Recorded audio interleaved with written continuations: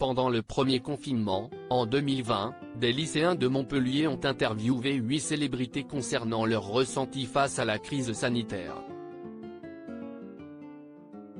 Une initiative qui a donné naissance à un livre de 126 pages, Stars et lycéens, dont la vente de 1000 exemplaires a permis de récolter près de 9 000 € de bénéfices pour la Croix-Rouge de l'Hérault.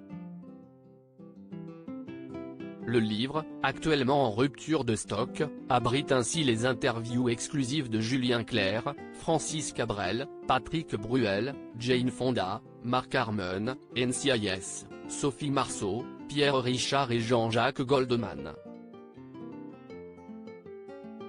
La présence de l'auteur-compositeur dans l'ouvrage relève d'ailleurs d'une grande prouesse, puisque ce dernier s'est complètement volatilisé de la sphère médiatique depuis plusieurs années. Interrogé par les lycéens sur le confinement, Jean-Jacques Goldman s'est alors laissé aller à quelques confidences sur sa maman, Ruth, disparue en 2008.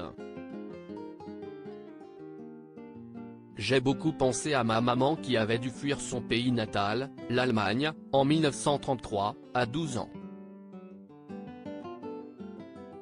Elle avait appris le français à l'école, qu'elle adorait, et puis la guerre est arrivée. Elle a dû se confiner dans un petit village avec ses parents, ça a duré 4 ans.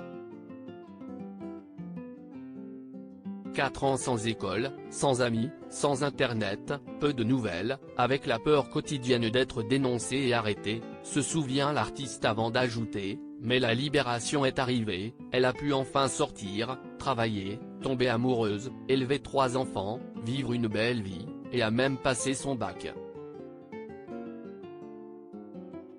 À 70 ans, Jean-Jacques Goldman, nous pensions que la vie était simple concernant la jeunesse d'aujourd'hui. Jean-Jacques Goldman explique, ma génération a été très épargnée par l'existence, mais la vôtre est confrontée à une véritable épreuve, ce virus.